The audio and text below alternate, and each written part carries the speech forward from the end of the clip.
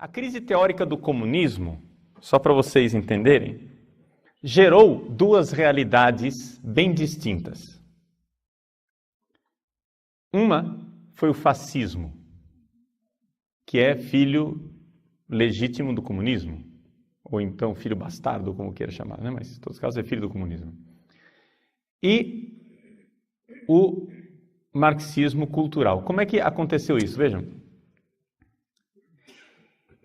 Existe uma coisa muito importante no marxismo que os senhores precisam ter sempre em mente, senão não vão entender nada nunca. Que é o seguinte: se vocês quiserem entender o marxismo, vocês devem compreender que não existe verdade. Ok? Não existe verdade. Enquanto vocês estiverem fixados, tá? Estou ensinando vocês a serem bons marxistas. Enquanto vocês estiverem fixados nesta tara, né? Nesta estupidez atávica de que existe uma verdade, que vocês precisam ser coerentes e devem ser lógicos, vocês jamais serão bons marxistas. Se vocês querem ser bons marxistas, vocês devem esquecer a verdade. Ou seja, como é que um marxista vê o mundo? Existe um substrato do mundo real que é irracional. O mundo é irracional. Ok? E vejam que isso é de uma coerência profunda, porque se Deus não existe, é evidente que o mundo não pode ser racional. Porque para que houvesse cosmos, ou seja, ordem racional, deveria haver um intelecto criador. Não é? Se eu vejo ordem na natureza, algum intelecto pôs esta ordem. Isto é uma realidade, não é? Que todo mundo enxerga. O que acontece é que a visão tradicional de que esta ordem que está aí foi uma ordem criacional, ou seja, uma ordem que foi colocada aí pelo Logos divino, esta ideia veio abaixo por obra e graça de um cristão piedoso, devoto, beato, chamado Immanuel Kant. Kant é um desses cristãos que ou ingenuamente, ou por safadeza deliberada, não sei qual dos dois, porque isso daí quem vai julgar é Deus, eu não julgo consciências, eu estou julgando somente aquilo que ele fez externamente, condenou a cultura ocidental à destruição. Por quê? Porque para Kant, senhores filósofos, vamos recordar um pouco, para Kant, o que está lá fora, o mundo em si, não é? O noúmeno, a coisa em si, ela é irracional, caótica, desconhecida. O que é que realmente existe lá fora, nós não sabemos. O que nós temos acesso é a coisa para mim, ou seja, o fenômeno, aquilo que se me aparece, phainomai, e isto que me aparece é obra e graça de um intelecto, mas não é o intelecto criador de Deus, é o meu intelecto. As minhas categorias mentais é que criam esta ordem. Mas vejam o passo tremendo. A realidade é absolutamente caótica e irracional. Quem é que cria a racionalidade? O intelecto humano. O marxista pensa isto, mas não pelas razões kantianas, de achar que nós temos categorias, mas pelas razões marxistas de ideologia. Ou seja, a ordem que você impõe ao mundo irracional é uma ordem que traduz os seus interesses de classe. Ou seja, existe uma superestrutura. A superestrutura para Marx é o quê? É a religião, é a filosofia, é o direito, é a ética. Ou seja, aquelas 3 colunas a respeito das quais falava o Papa Bento XVI, são, para Marx, uma superestrutura que justificam o status quo, que justificam a situação opressora na qual a sociedade se encontra. Então, quando eu crio essa cultura, vamos resumir essa história toda com a palavra superestrutura, né? Vamos resumi-la na palavra cultura. Quando eu crio com a minha mente uma cultura, aquela cultura está defendendo os meus interesses de classe. E aí eu pego essa cultura e inoculo essa cultura no subconsciente das pessoas. E as pessoas tornam-se profundamente alienadas porque beberam desse veneno.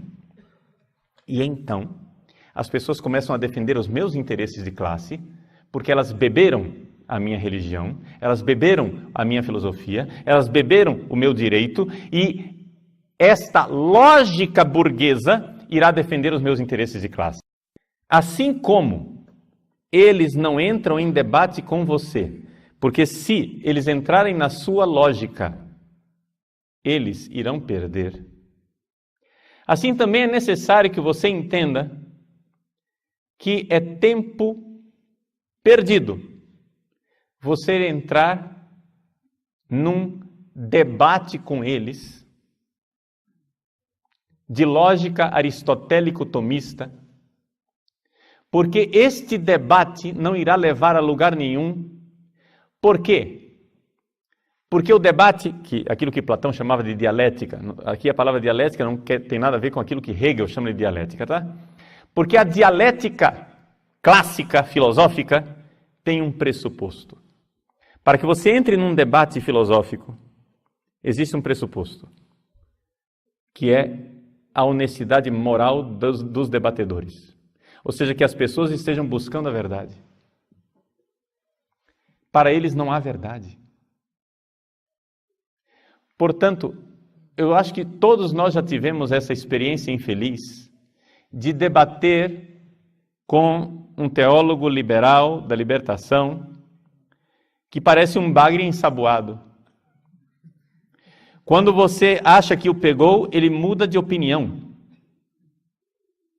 Entende?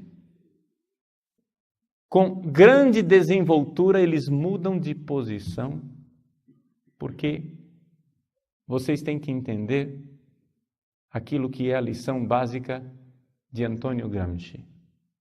Não existe o bem e não existe o mal.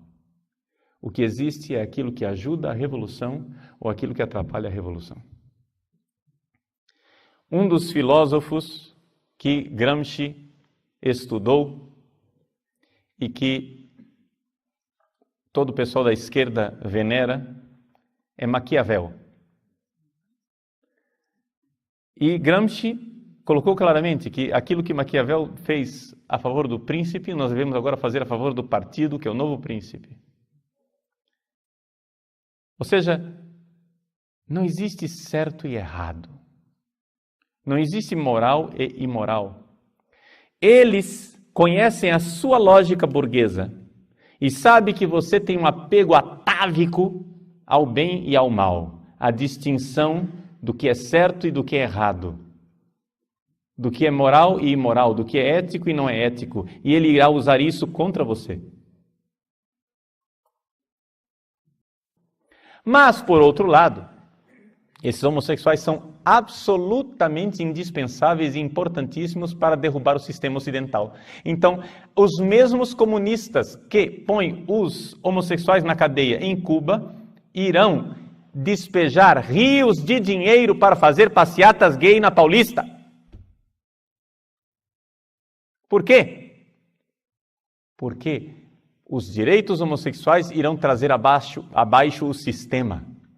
Compreendem a lógica? Ou seja, a lógica é uma lógica dialética. Não existe verdade, existe aquilo que é oportuno. Existe oportunismo, ou seja, é lógica maquiavélica. Portanto, não há dificuldade nenhuma do senhor Luiz Inácio da Silva, o Lula, Luiz Inácio Lula da Silva, dizer na mesma semana que ele jamais foi de esquerda. E na mesma semana, ele viajar para Cuba e lá ser condecorado como um dos políticos que mais ajudou a causa revolucionária na história recente da América Latina. Isso aconteceu na mesma semana. Pois bem, Antônio Gramsci, então, colocou como projeto para a implantação do socialismo e do marxismo a destruição lenta, gradual, anônima, invisível e imperceptível da cultura ocidental. É necessário destruir a cultura ocidental. Eles são movidos por um ódio à cultura ocidental. É necessário destruir isso, acabar com isso. Como iremos fazer isso? Ele chama isso de modificação do senso comum. O que é a modificação do senso comum? Vejam, é necessário lembrar que Gramsci, como todo bom marxista, ele é anti-intelectualista. Anti-intelectualista quer dizer o seguinte: não existe verdade, o que existe é simplesmente uma ideologia para se alcançar alguma coisa. O mundo ele é irracional, a verdade é superestrutura, é uma criação fictícia do homem. Muito bem. Então, se é assim, nós não precisamos ter uma grande estrutura. Uma grande estrutura. Não, basta que essa estrutura seja convincente. Basta que a ideologia seja convincente. Então, a coisa aqui é lutar para um jogo de marketing. Entenderam? Não existe verdade, o que existe é marketing. Por exemplo, por que é que eu disse para vocês que o fascismo foi um filho bastardo do comunismo? Porque Mussolini e Hitler, que queriam as mesmas coisas que Lenin e Stalin queriam, ou seja, eles queriam o quê? Queriam uma sociedade que não houvesse mercado livre, queriam uma sociedade onde houvesse justiça, queriam uma sociedade onde houvesse igualdade, eles queriam as mesmas coisas. Queriam um Estado forte que implantasse isso através de uma ditadura totalitária. Eles queriam as mesmas coisas. Mas a diferença é que Mussolini e Hitler achavam que a ideologia de classe, ou seja, essa ideia de que nós temos que lutar para os nossos direitos de classe, não era um chamariz atraente o suficiente, não era marketing fascinante. Eles notaram que durante a Primeira Guerra Mundial, os alemães lutaram contra os franceses e que havia esse sentimento patriótico. Então, vamos usar o patriotismo como bandeira para trazer as pessoas. E criaram o fascismo. Ou seja, qual é a diferença básica entre Stalin e Hitler? O marketing, só isso. Enquanto o marketing de Stalin é o marketing do trabalhador, do proletário, da lógica de classe, do interesse de classe, o marketing de Hitler era a nação, a raça, não é? O interesse da nação e da raça, porque ele achava o marketing mais interessante, mas basicamente estavam fazendo as mesmas coisas. Então a mentalidade revolucionária, ela muda, ela metamorfoseia o marketing conforme a época, desde que ela consiga obter o que ela queria obter.